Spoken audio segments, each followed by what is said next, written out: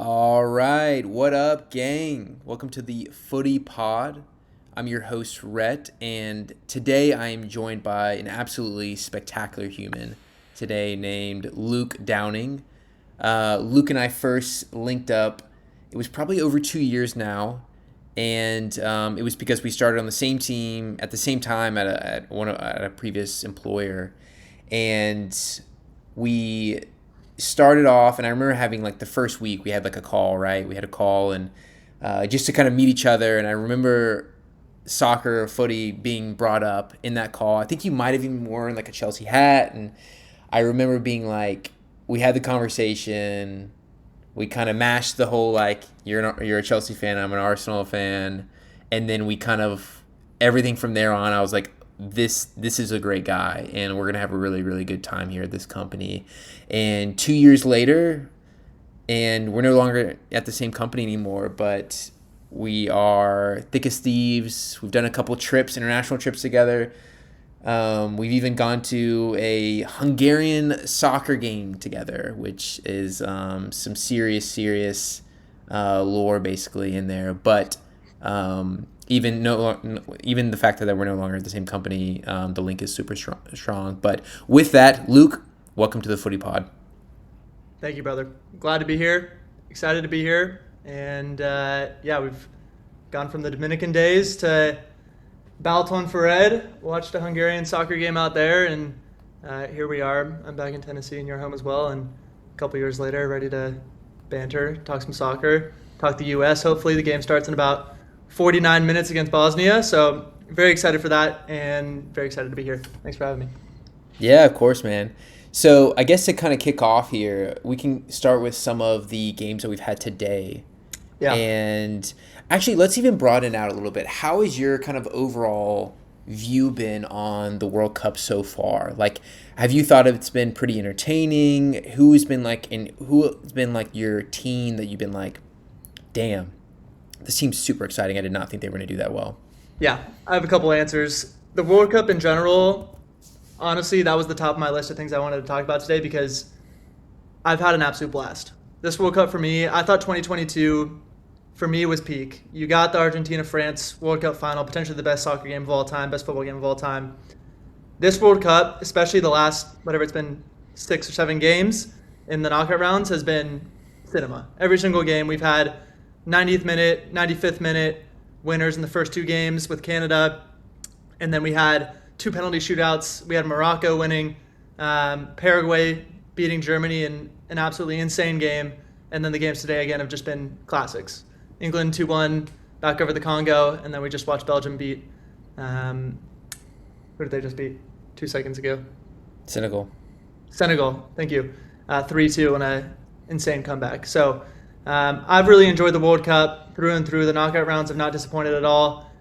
I think even the Mexico game, that's one I didn't mention, 2-0 against Ecuador, has been potentially the most boring, in quotes, game of the knockout rounds. But for me, you mentioned most exciting team to watch and maybe surprise package. It's Mexico for me. They were absolutely electric. Ecuador was one of my dark horses of the tournament. I'm a Chelsea fan, obviously. I love Caicedo. You've got Nkapie as well from the Ecuadorian squad.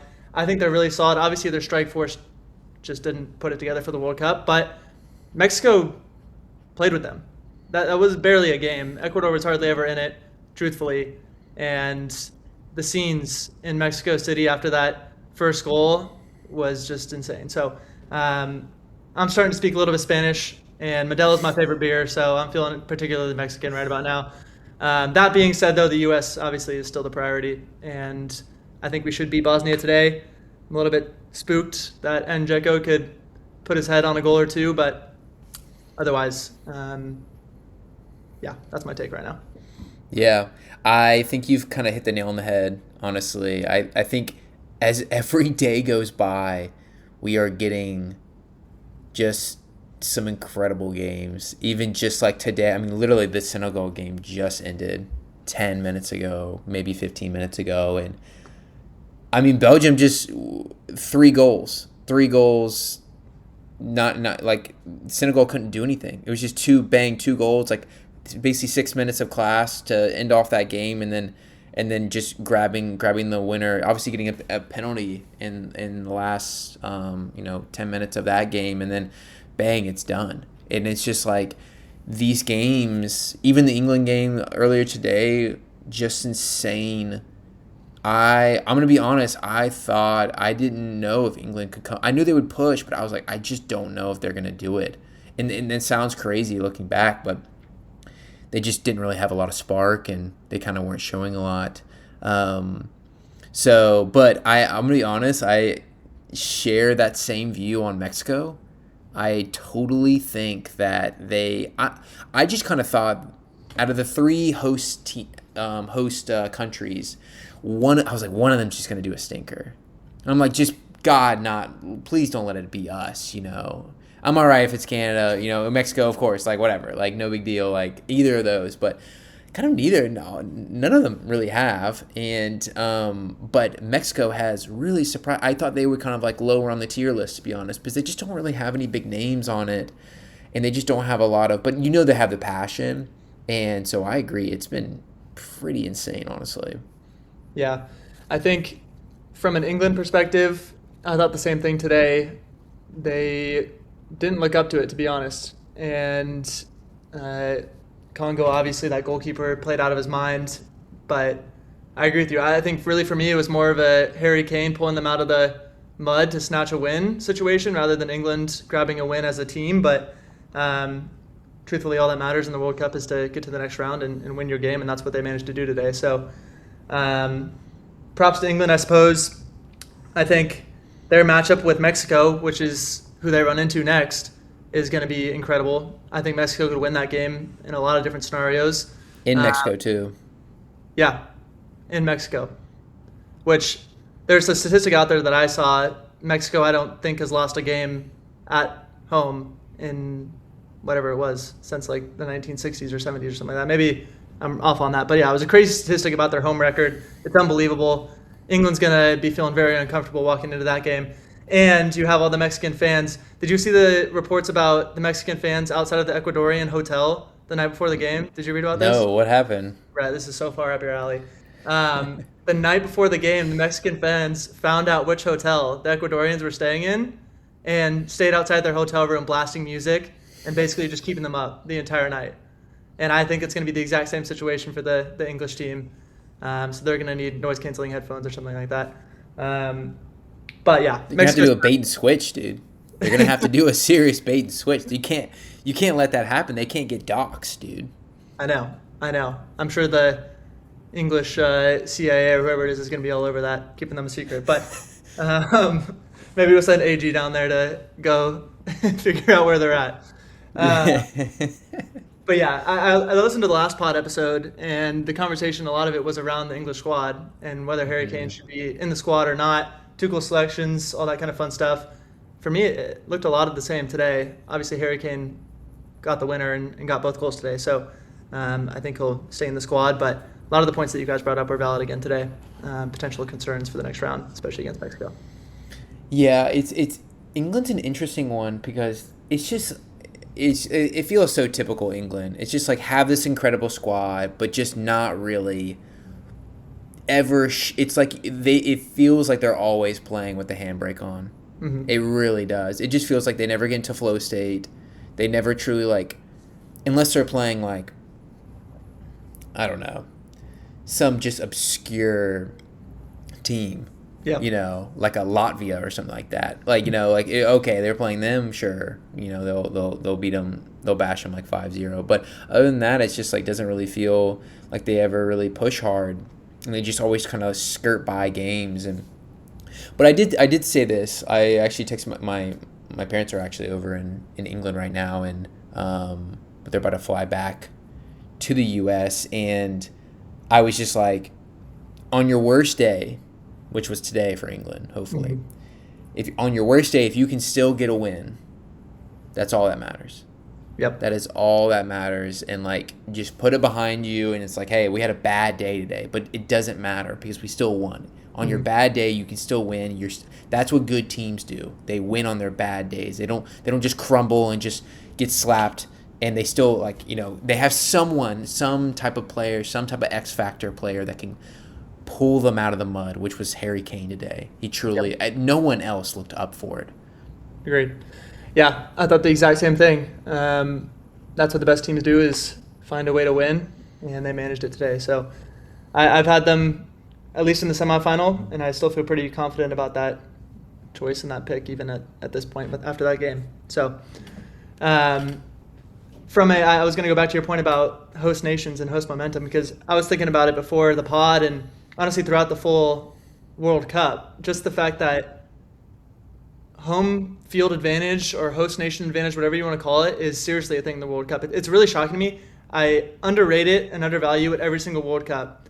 In Russia, the Russians were amazing. Pretty much every single World Cup, whoever the host is. South Africa, I don't think made it out of the group stage in their World Cup, but they scored that amazing goal against Mexico in the opener, and that energy was incredible. Point being, home field advantage is a real thing, and I thought the same way that you did of, okay, maybe one of these teams, Canada, Mexico, US, carries some momentum and makes a run. As of right now, knock on wood, with the US playing today, all three teams look strong, and Canada and Mexico are both already through. Canada's going to have a tough matchup, but you never know. Again, you get to penalties, you get a goal somewhere early in the game, pack it in. Paraguay showed that it's possible against any of these teams. So the home field advantage has been amazing, and my favorite part of the World Cup, in a sentence, has been the culture mixes of seeing all the different fans come to the U.S. AG mentioned it when you guys were talking about it as well early on in the World Cup. It's been amazing. There was a video I saw of a Paraguayan jail of the security guards celebrating with all of the prisoners. Stuff like that is just, you only get in the World Cup. So that's been my favorite, is the art and the culture and all the mixes that we've been getting. The South Koreans and the Mexicans as well was class. Yeah, no, I'm with you. Like, I think it's cool to also see America as well, or U.S., like, waking up and seeing truly how big soccer is. Agreed. Because it's like, listen, I understand we think that American football is big, and baseball had its time, and NBA is interesting, and all these sports that have just dominated here for so long, but you're starting to see how many people are flying and coming to the U.S. to watch their countries, and it is just incredible. Like, it's insane what's going on. The U.S. is already a huge melting pot of just different cultures, but now it's just full on. I mean, it's like every state almost is like a new place right now, because they're just like, and I'm sure like it's cool because I'm sure a lot of people see the U.S. and it's just like anywhere, right? If I were to look at China, just from I've never been there, but if I look at from just the news that you see online, then it's a skewed view of like what it is, and you don't understand like the natural beauty and like what goes on and how people actually act. So it's really cool that so many people are coming over and seeing like, dang, like Boston is an awesome city, like LA is really great, Seattle, wow, it's beautiful, and it's like, probably, I mean, people are going to Seattle right now in the summertime. This is like the best time in the world to go to Seattle. This is like in peak season Seattle. I just had a buddy that was in town from Seattle last week, and he was like, I'm gonna be honest. When we were on the plane here, I was like, why are we coming here right now? Like, why are we coming to Charleston? Like, it's probably better weather in Seattle right now, and it is. Yep. It's incredible. So it's really, really amazing seeing all of this, and man, but I'd love to go to one of those Norway games and row my boat, dude. I was just thinking the same thing, dude. The celebrations have been amazing. Yeah, it's such a good time. The vibes are just amazing across the whole country, especially right after the Knicks win the championship too. That was electric energy, and then you have all of the Scots in Boston drinking out all the beer in the whole city of Boston. Like that kind of stuff is just so fun.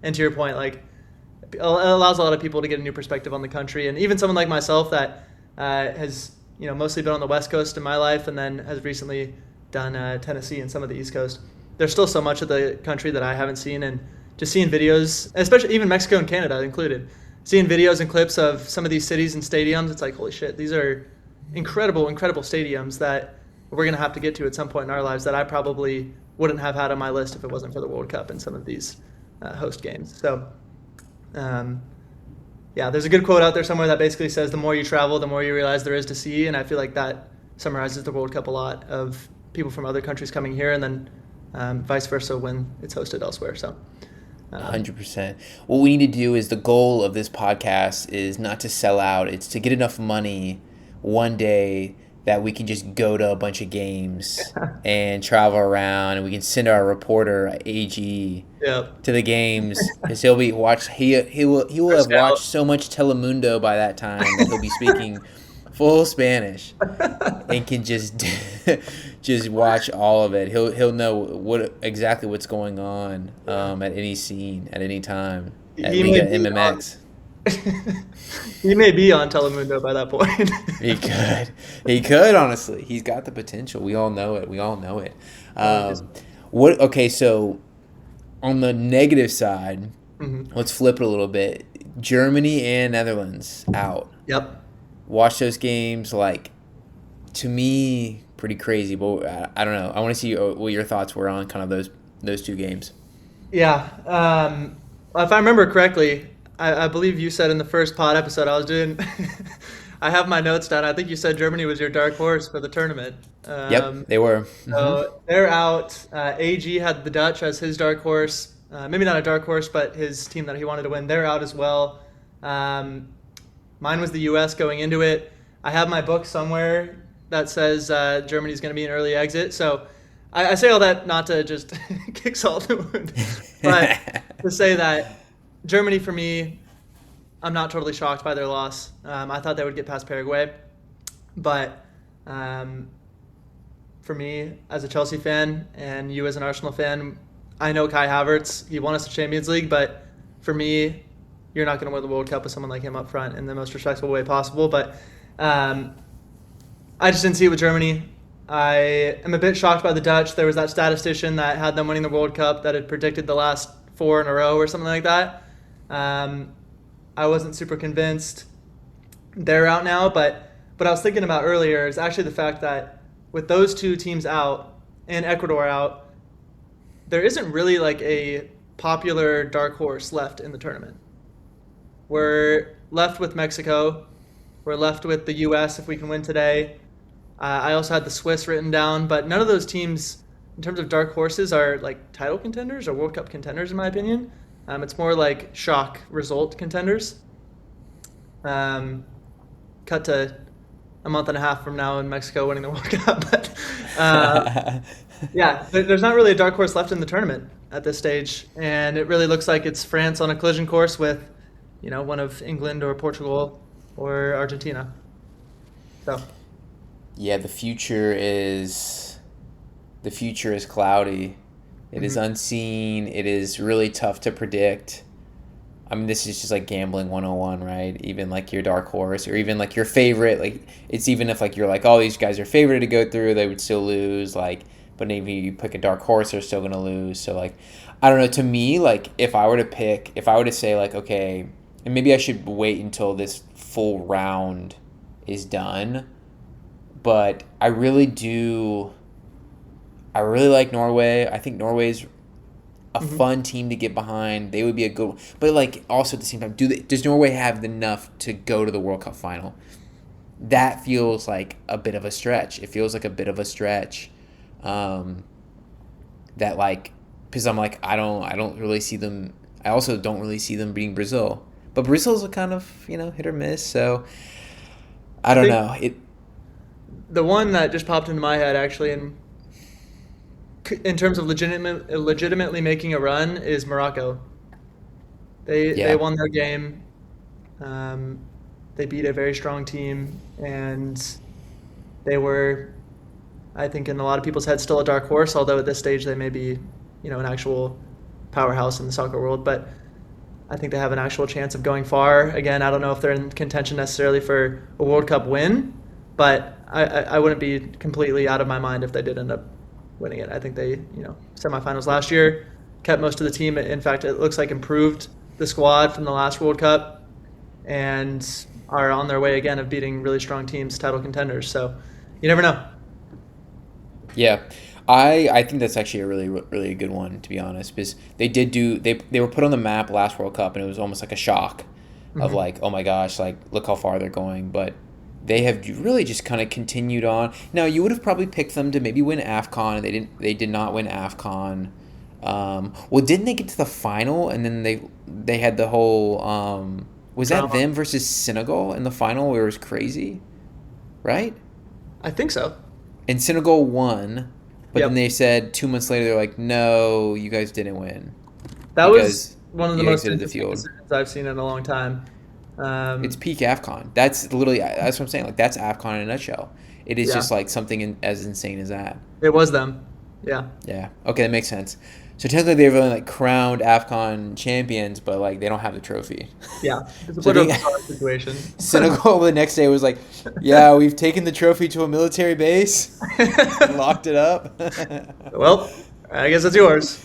Yeah, exactly. We'll just make another one. Yeah. Um, yeah, just very, very typical. Which is cool because like now next AFCON, I think the next AFCON is next year, next summer, and I'm like, I think it's supposed to be in like, I don't know if it's supposed to be in Morocco or where, but I remember I'm like, oh, maybe the DR like the Congo might have I a good know. run at there too. I'm like, they got some good players on their team. I know they lost today, but I was like, dang, like they've got a squad. I agree. I think a lot of the African nations, talking about, seeing countries and getting exposure to teams that you wouldn't normally with outside the World Cup, a lot of the African nations have really showed up. I think um, Ivory Coast is another one that I thought was very impressive. Morocco, obviously, you have Senegal that really probably should have beat Belgium today. The list is really impressive, and frankly, I'll be tuning into the AFCON tournament. I don't know if I have, other than maybe the semifinal and final last year. Um, so I fully agreed. I think Africa's actually got a lot of strong nations in terms of football power right now, which is cool. I think the fact was 9 out of 10 teams qualified to go to Yeah. through the knockouts, which is really impressive. And if you look at it now, obviously Senegal's kicked out, uh, Ivory Coast is kicked out, and then South Africa's been kicked out. But the rest are, so you got Ghana, Algeria, Egypt, Cape Verde are still in play. So, Yeah. and Morocco are still in play. Now, most of them have not made it out of the first round, or whatever I call them, the first round, Yeah. the round of 32. So they didn't make it out, but there's still one, two, three, four, 5 teams left, which is really impressive. So about still most of them, majority of it is still in, which is really really good. So, but for the U.S. game tonight, what are you thinking? What do you think would be your kind of result that you My think is going to happen vision. tonight? Yeah. I'm a nervous U.S. supporter tonight. I think it's one of those situations. To me, it feels exactly like our group stage situation where we should win. Frankly, this is a game that this U.S. squad with Poch should win. I think 2-1, perhaps even 3-1. But there is 100% a world where we get scored on early and we go 1-1, we lose on penalties, 1-0 even if we can't get something going against this Bosnian defense. But I will say, from what I've seen, I think the U.S. front line should have enough pace. We should have enough creativity in the midfield through Tyler Adams, Weston McKennie, Malik Tillman, who I've been really impressed with, to break down the Bosnian back line and get a goal or two and hopefully outscore them. If we get 3 goals, I think that's more than enough against the squad. 2, I think we squeak by maybe with a 2-1 win, hopefully up 2-0 at some point in the game. So a little bit nervous, but confident nonetheless in the boys. And yeah, got to take care of business here today, in my opinion. Yeah. I think especially having this advantage of being at home, Hmm. that if you don't come out the gates absolutely flying, you're Yeah, doing yourself like a serious disservice. I really, really do think that. I think every single game that we have just come out the gates and just put it out like an all out attack basically, that it is paid off. It is really paid off, and you can get it changes the game completely. You get a first goal, like especially against a team like Bosnia, you get that first goal within 20 minutes of the game, and you set the tempo, and they're thinking, oh my gosh, like.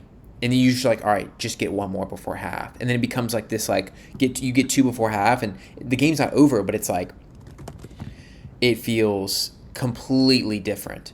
And that should be like the goal tonight is like, can you get into halftime with up by 2? Yep. If Agreed. so, then it's like, all right, cool. Everyone come into halftime, cool down a little bit. What's the game plan? Just keep doing what we're doing, but like we got them. They're gonna come at you, and they're gonna push hard. Yep. But hey, like let's just form up and be able to do it.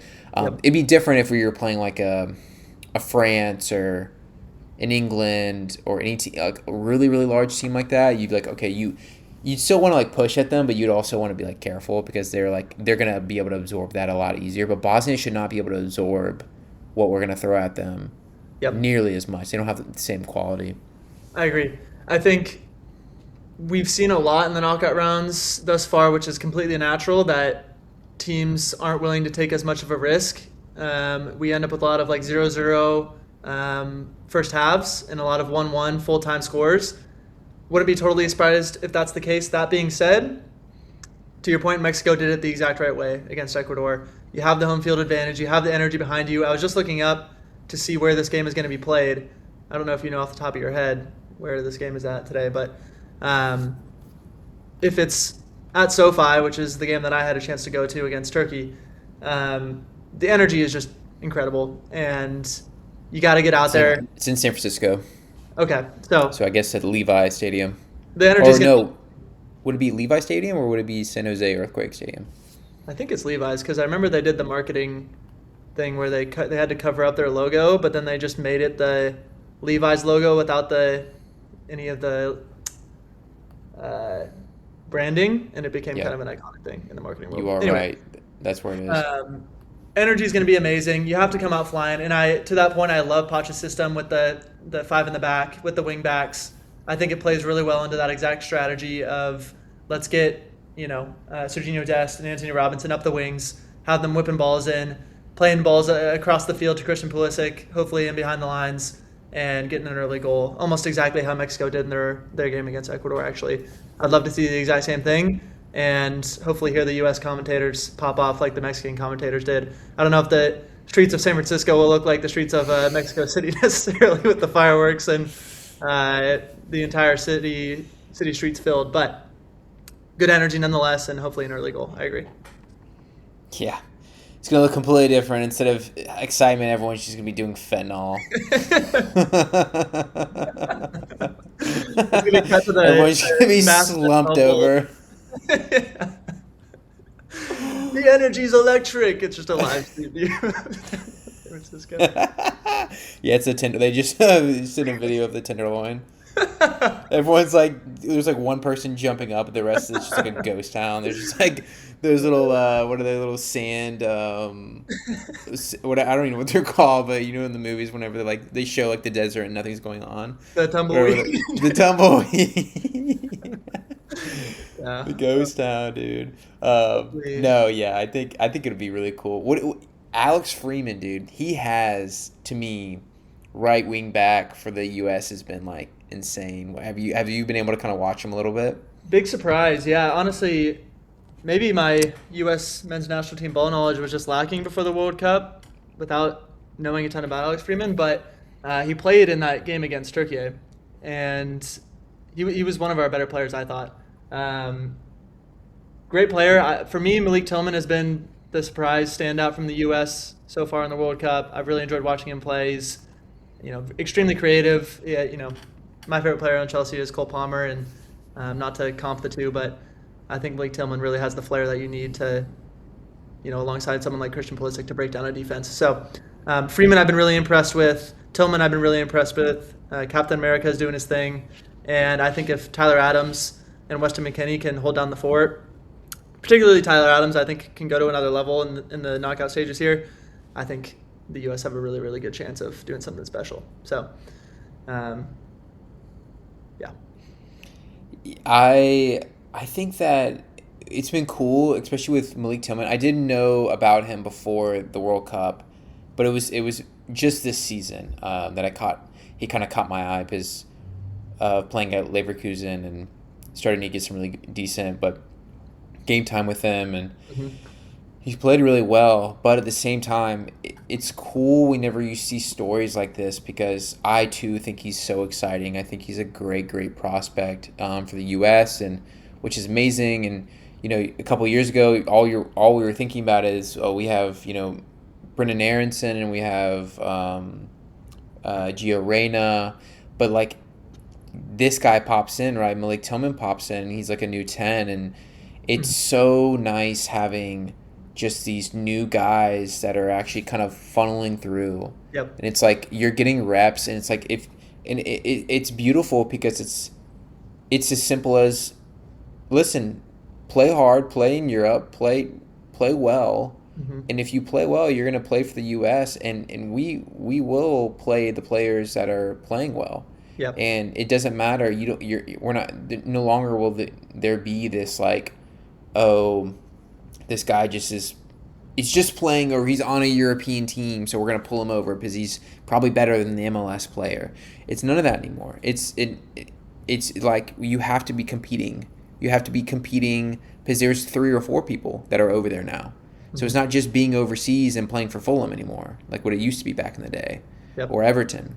It's like, no, you got to be like playing in and out every single game, and if you're not, it's trouble. Like you're not going to get called up. Like it's not gonna work. So I think he's been a great addition to the team, and just sounds like a solid personality as well. Agreed. Yeah, I think shout out to my dad, the biggest U.S. soccer fan that I know. He's said it for a long time that having this level of competition in the U.S. national team, and even just in and around the U.S. national team, to your point, guys that maybe aren't even starting yet or in the reserve squad, the amount of players that we have playing in Europe and in the world's leagues is just a sign of the times. I think that, it's part of the development from the U.S. being kind of an insignificant nation in terms of world football to, these guys have something going on, maybe something special for this World Cup, to hopefully a real contender sometime soon. I think we're kind of in the growth stage of something like that, and just being able to identify and say like we have real European competition going on within the U.S. squad and the practice squad, reserve squad, and the starters is really special and something that we really couldn't have said at all 5-10 years ago. So I'm really excited about that, and obviously that breeds competition, makes players be better at the trainings and pre-match warm-ups, all this sort of thing, where Gio Reyna and Brendan Aronson, these sorts of guys are really fighting to trying to get into the lineup. And then when they do get their chance, when they're subbed on late against Bosnia 1-1 in a knockout stage game, they're going to go in and they're going to bust their ass and they're going to try and score a goal or create a chance. And that just breeds a whole new level of passion. We'll see what happens once. I'm assuming Poch leaves the U.S. after this World Cup, but that's probably a discussion for another time. I just hope that what he's kind of helped bring in terms of the level of competition and expectation for the team sticks around for the future. I think the talent will. So. Yeah, I hope so too. I think that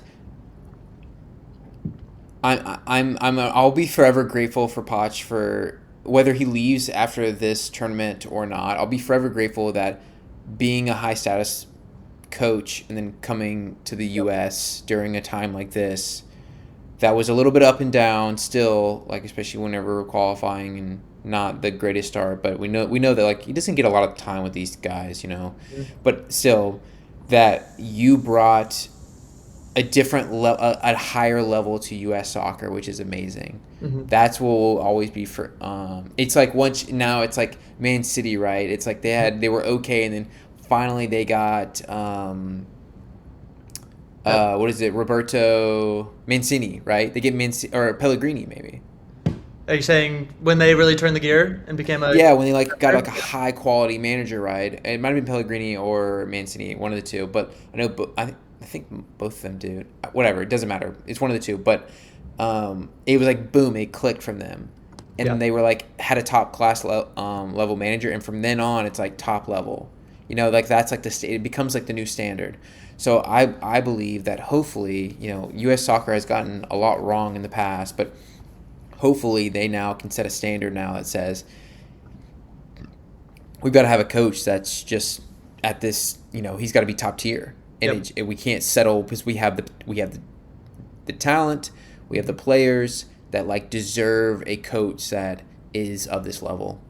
Agreed. And even a step beyond that, you have the country's attention, I think, too, and with this World Cup, us hosting and having the excitement, like you said, early on in this pod, you have people watching soccer and watching football that have never in their life and are realizing, I follow a lot of like the basketball, baseball, other sporting worlds, football, and a lot of those guys that I only follow for tweeting those sports or, posting about those sports are coming online and saying basically, holy shit, this sport is electric. We're getting 90th minute winners. You're seeing, I've said it a million times, but the streets of Mexico lighting up at 3 a.m. their time, whatever it is.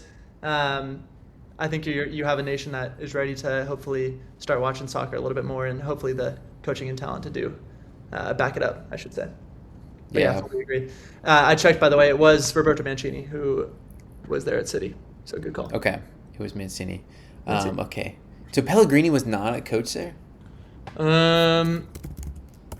You'd have to look at what years, but I'm not entirely sure. That was the Manuel Pellegrini. Let's see. Oh yeah, he was from 2013 to 16. Did they win a title with him? 2013. Did they? 2012 was the last year that was the year that Sir Alex Ferguson. Yeah, you're right. 2013-14 is what at least I'm seeing. That's probably a gap in knowledge as well, because Chelsea won one right around then as well. 13-14, yeah, they won in 13-14 with him. So that must have been like no. That must have not been the game, like the Aguero. That wasn't 13-14. That was 11-12, because United beat Sunderland that day. I think that was 11-12. Yeah, it makes sense. It makes perfect sense, actually. Yeah, talk about electric finishes. That was all time. It's funny, too. I should know this because I've been watching those. I sent you a couple of them, the YouTube season reviews that the Premier League puts out on their channel. Shout out anybody listening to the pod, of all the viewers that tune in for this. Go check out those YouTube videos. They're all time for me. Some of my favorite. The Premier League puts out great stuff, but those videos are just classics. And you can go all the way back to, I think it's like 2007, 2008, and they review the whole season. You get like the OG team intros as well, with all the logos and like the animated season intro. It's just so much fun. And I should have known that, having watched probably the 2013-14 and 11-12 season like a month ago. But yeah, you're right. You had it. And then Chelsea was in and around there somewhere as well. You're right. The animations used to be like almost like you were playing like on a Sega Dreamcast or something like that. They would like do a spin. Yeah. They would just slap on the floor. It was almost like a Microsoft PowerPoint transition. It was. For between your slides. It was. We need to go back to that. That was good stuff from the Prem. I remember. It was. Everyone loves a good throwback, man. Everyone loves nostalgia. It's the best. I mean, look how much money they make with nostalgia nowadays. It's like, the messy boots for this World Cup are throwbacks from like, I guess, his first ever World Cup, which those were, I don't know if you had a pair of those boots, but the F50s back in the day. Yeah. With the fat tongue on the front, it was like almost like a shot shield. I remember having a pair of those, and it was cool, man. Those are classics. This is a bit of Luke lore for you. I had to wear copas my entire childhood because anything that wasn't authentic leather would give me insane blisters on the back of my heels, to the point where I would have to be out for games. And eventually my dad got sick of it and did his research, and I wore copas for years after that. So that was my boot of choice for probably 10 years. Wow, that is kind of crazy. I used to be a Predator guy. I used to always wear the Predators, the Swerve pair. I forgot which model, but this is probably like 07, 08 time frame that, like, Gerard was wearing them. Yep. and they had the tongue you put over, like the last iterations of that. I probably had like 6 pair of those things. I'm not joking. Like 6 pairs of those things. They were just so good. They were. Really, really good boots. So yeah, and guess what? Guess what the new Predator is now? Right now, it's the same remake of that shoe. Yep. It's the same exact thing. So that actually, I wasn't even trying to prove my point there, but I actually kind of did. Where it's like everyone wants them. Shit, dude. Like when they announced them, I was like, dude, should I just? And I'm like, no, Rett, you don't even play. You haven't played in like 3 years. And I'm like, but if like I'm in the backyard with Moose and I'm just like doing a quick juggle, wouldn't it be dope if I had these boots? Like, I think you might have to pull the trigger. You never know when a Tuesday night, Sunday afternoon league comes calling and you got to strap up the boots. You know what I mean? I'm playing in a league right now, and without my cleats, I've got good quality cleats. Without those, I would be completely washed. I think. Are you back in the Copas then? Are you back? No, in the not Copas back in right the now? Copas. I've been rocking Tiempos recently. Class. They're also great, but yeah, it's more so injury prevention basically at this point. I've said it before and to other people, but and maybe even to you, but I'm basically just playing till the wheels fall off. My dad did the same, and he had calf injuries throughout his 30s, and I've already had 2 or 3 of them, so it feels like it's probably inevitable at this stage. But no, the Tiempos are doing me proud on my Tuesday evening master classes. So I used to wear in high school. I wore Tiempos for a while. I customized Great. a couple pair, and yeah, no, they're good. I mean, Tiempos. I used to love them, and I don't know I don't know why, but I was like, Sergio Ramos is rocking these, and he had this like long hair, and I was like, ooh, Where what you a going? guy! This defender, he's like he can kind of do a bicycle kick too. Yeah. Like, he's kind of like he could probably slot in the midfield as like a center defensive mid, and I was like, man, this is kind of dope, honestly. Like, yeah. So I used to rock them. They were good, man. They were good boots. They still are good boots. They still are. make them to this day. They are, yeah. Modern Premier League managers would have loved Sergio Ramos. He would have been playing CDM for probably all the top 6 clubs if he was playing today. It's almost surprising that like Jose Mourinho did not pull him to the Prem for like Chelsea or something like that at some point. I mean, I know he had like elite, John Terry, these types of guys, but it's kind of surprising that he was not. But at the same time, when you're playing at Real Madrid, it's kind of hard to get pulled to Yep. somewhere else. It's rare. It's funny. That's a good transition to one of the things I'd written down, which was some of the transfer news that's been going on recently. Yes, let's And pull I'm it. sure you have it written down as well. But there's been stuff for Arsenal and Chelsea. Chelsea obviously just picked up Xabi Alonso as our coach. And speaking of Real Madrid, Marc Cucurella is gone to Real Madrid. Looks like Enzo Fernandez probably is headed that direction as well. Jose, topical as well. He's looks like he's putting together a super squad over there, if not already. But yeah, good transfer news going on. I think the poll is towards Spain. It's just based on this summer what we've seen, and Chelsea's starting to get pulled apart by some of these Real Madrid, Barcelona clubs right now. Which But don't you feel like Chelsea wants to get pulled apart? It's like it almost feels like it's part of their Todd Boehly. Like it almost feels like he's like, yes, this is exactly what I wanted. I wanted to buy Enzo Fernandez for 2-3 years and still get someone to pay 120 million for him whenever he comes out. Like this is working well. Like I think the same thing with Cole Palmer. I think next year, if Cole Palmer has a good year next year, would not be surprised if someone came knocking, if a Barcelona came knocking and said we want this guy as our 10, that they were like, all right, cool, for $120 million, have him. Yeah. I think part of that goes into a lot of what I've seen about detachment from Chelsea as a club this season, and like the last couple months in particular. I think Xabi Alonso joining has kind of brought people back down to earth a little bit. But to me, Chelsea feels like a business and not a club, or maybe more like a business and less like a club right now. And it's just not really something you can get super attached to when players that I've loved at Chelsea, like Cucurella and like Enzo, are just going to be open for sale as soon as someone like Real Madrid comes knocking. At a certain point, you got to stand your ground and say, let's get a title out of this spending in this squad. But I think Boehly has it running as a business right now, and as a coming from a capitalist American, I think I'd rather have us be a club and win a couple titles, or at least do what Arsenal has done and stick with the manager which that's something we haven't even talked about is the whole Enzo Maresca drama. But Yeah. stick with the manager and give him 3-4 years, let him build something special and hopefully win a title. Maybe beat somebody like Arsenal in a close title race would be a dream of mine, if not next year, then the year after. So It takes time man. If there's one thing, and I don't think that you can replicate.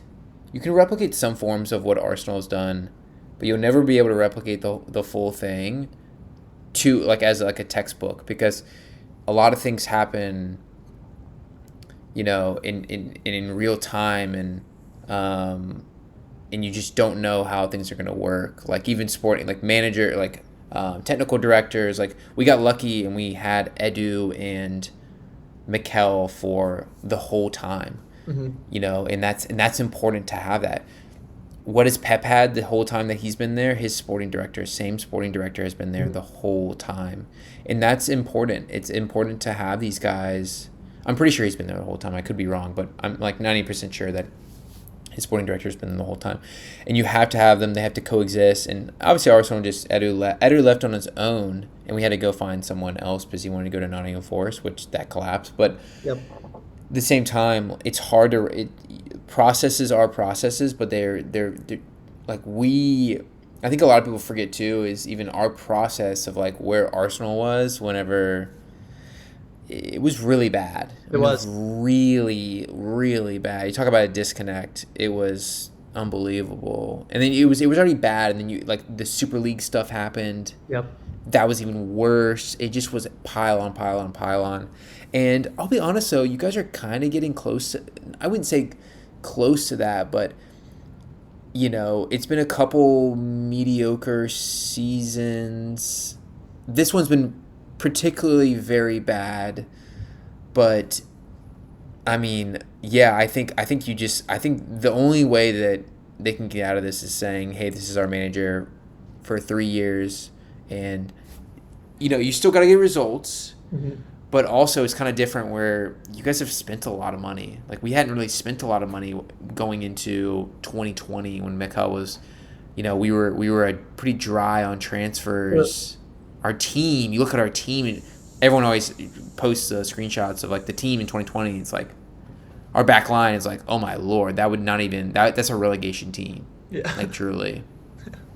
Maybe it's comparable to where Tottenham's at today. They're trying to bounce back. I would have done essentially anything to see them get relegated. Unfortunate that they didn't, but yeah, I agree. I remember Granit Xhaka getting booed off the field and jeering the fans at Arsenal whenever year that was, and that was probably one of the low points. But I remember watching that game and thinking, man, Arsenal's in a really dark place right now, and selfishly I was happy about it. But really, in terms of Arteta's rise and Arsenal coming back through, I'm a sucker for a good story, and that whole movie or series or whatever they make out of it is going to be pretty special. So, as a salty Chelsea fan, I'm excited to see what was going on behind the scenes. I'm sure there was drama with the sporting director and Arteta, and disagreements and business decisions that had to be made. Players, convincing them to stay, contract negotiations. To your point, that all has to fall into place, and seems like you guys had something special going on at Arsenal the last 4 years, and you had the ownership to stick by you and stick by Arteta and really trust that what he's doing is the right thing for the club. Chelsea just doesn't have that going right now, unfortunately. I don't see it, and I think that's going to be the biggest hindrance to our growth and development and hopeful title charge anytime soon. So, who knows? Maybe Cole Palmer scores, has 30 goal contributions next season and we win the Prem. But as of right now, it doesn't look particularly bright. Yeah. No, it's it'll be interesting. I think Bowley will need to start. Because right now, I think if you're a Chelsea fan, you say this is what he would love to be in Champions League every single year, and and then also be selling Enzo and players like that. But you do get the feeling that he wants to do the buy and sell, buy and sell, and that seems like what he wants to do. And but the issue is, and what you guys are running into now is that if you don't make Champions League, you risk the risk is so high. Yeah. you don't make any Europe at all, the risk becomes really bad. And I think you guys we'll see what, I don't know if you know who Swiss Ramble is, but Swiss Ramble is a guy who he has a Substack and even a podcast, and I think it's the price of football. Actually, it could not be, but I think he just pops on there sometimes. But he basically writes about financials with football, and like what it'll be interesting to kind of see the financials. It'll be like next year when they come out, but of like what they need to do, what Chelsea like needed to do basically this summer to make sales, and if that like Cucurella deal was like, we got to get this done. Like we have to sell him. We got to sell a guy for, 65 million on the books and take a profit from him and take his wages off the books, and a guy like Enzo would be like, hey, we got to do this. So yeah, I agree. I was just looking it up because we don't need to linger on this too much longer, but the interesting part to me is we bought Cucurella for, it says 55 million. I remember 50 million. We bought the guy for between 50 and 60 million, and we're selling him, to my knowledge, for the same, if not less. And Enzo is the same. Enzo was 100 million. I guess a $20 million profit on a guy like that is pretty good in a 3-year time. But I don't know. The economics are strange to me. Because it's not about what you buy. I mean, it is what you buy them for, right? But it's also, remember when you're spreading out payments, it's how is it going to look on the books, right? So let's just say it's been 3 years, and you bought him for 50 million, and you had him for a 10-year contract, right? So that's effectively 50 million, 10-year contract, 5 million a year that you have to pay off on him, right? Well, then you have him for 3 years, so you've paid off 15 million off of him. Okay, cool. So like that 15, or maybe you pay off a little bit up front, right? You put down 15 million. So, and then you pay off a 15. So basically you've paid 30. So you look at it as like a 20, they look at it in the books almost like as like a $20 million player. Yeah, that makes sense. And to be fair, a guy like Cucurella, I think the most you get for him at this day and age, I think we could have gone a little bit higher, but a $60 million deal for a left back is probably pretty good. Although in my opinion, I think he's one of the best in the world currently. Maybe could have gone a little bit higher, but that's a good point. I guess that in that mindset, you're profiting, whatever it is, 35.5 million or some sum like that. Which makes more sense. It's always, nowadays you're just balancing books. That's what they're doing. Like the game is legitimately, can you balance the books? Like what do the books look like, and how are we gonna do that? And it becomes a lot of the story. Unfortunately, it has become this like, and that's we could literally get into it about like financials within football, but that's why things have gotten so out of control is because they're like, people don't think about this. They're like, oh, $120 million player. No one's paying $120 million up front. You're not doing that. It's not like buying a house back in the 1920s when it was like 10 grand, and maybe it's just different where people like you didn't really get loans back then. Like it's different now. Like you don't just buy what you afford. Like you buy what you have. Like, okay, we can make this work. It's like a mortgage on a house basically is what it is nowadays. So you're like, okay, do most people stay in their house for the full 30 years for the mortgage? No, they don't. And they're going to move on. They're going to take that equity, whatever they get out of the house, they're going to take it after they paid off some. They're going to take that equity and they're going to put it into a new house. Yeah. And they're going to afford something else. So it's just, that's what all it is now. And it's completely different. So price tags are going to continue to go up because if you can find a way. I don't know exactly if they I think they put up a limit on it. I think they started to put a limit on like you can only make a 5-year deal or something like that. I think they cut that down from Chelsea because Chelsea was doing such long. They were trying to find a loophole. Yeah. I don't think they can do that anymore. Or maybe, I don't know if it's just in the Prem or just UEFA. I know one of the two, it's always one of the two, but they made that rule. They were like, no, we're not buying this. Like you gotta, this is not sustainable. And you have to look at it from not only the top clubs, but the even clubs below that. Like you don't want, Reading thinking they can go buy some $40 million player, and just be like, oh, we'll just pay it over like 40 years or something like that, or 10, 15 years. It's like, no, that's not how this can work. Like, you can't just keep on doing that, because then financially you'll just get worse. But yeah. I digress. There's probably room for a whole podcast with you and AG talking about financial fair play. He gets very fired up about that kind of stuff. I'd love to hear him talk about it more. He was, and AG was supposed to, for all the listeners, AG was supposed to be on today and couldn't make it, but we're gonna get him on hopefully next week, or we'll see what his schedule allows for. He's a busy man. He's a busy man out there. So, but yeah. Well, Luke, we're gonna go ahead and cut this because our U.S. men's team is about 4 minutes into their game right now with Bosnia and Herzegovina. No one talks about this, but we're basically playing two teams tonight.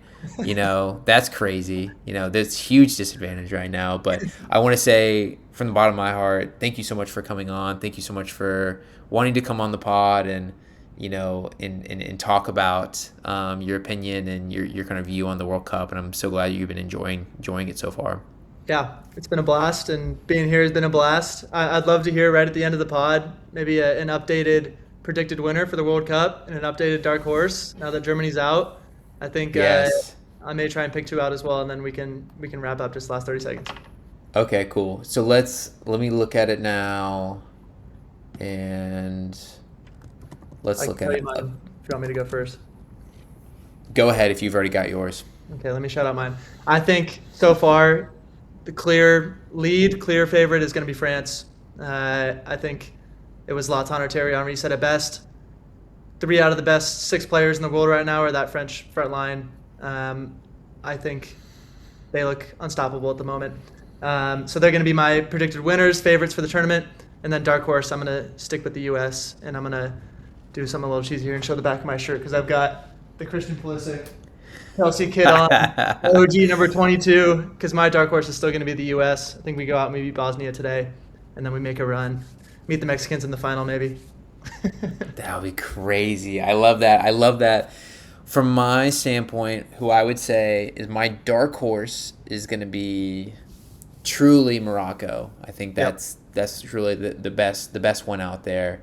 That actually has a shot. But they play Canada next, and then if they beat Canada, they're going to probably play France. Yep.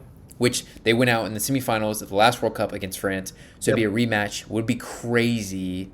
I think a lot of the Moroccan players even, it's one of those things where I think they are French. They speak French. Possibly. I could be wrong there. I know Senegal is like that. Senegal is most of them are French, or a lot of them are French. So it's kind of one of those. Actually. What's up? I remember during the Netherlands game them talking about them a lot of them being Dutch. I think that's what it is for the Moroccans. Oh, yeah, either that or Spanish, because they're right below Spain.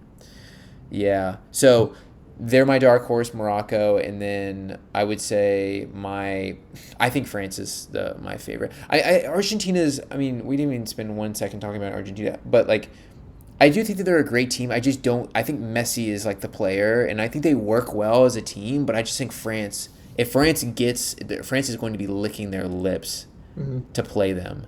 Yep. And I think it's going to be, if they get there, that France, I think it would be I think they would go through and rampage them, to be quite honest, because I think there'd be so much pent up energy for that game that it would be they'd be ready to rock and roll. So agreed. They've been sitting on that for 4 years. I was going to say the same thing. We haven't mentioned Argentina.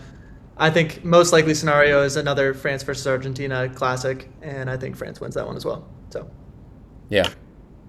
Oh yeah.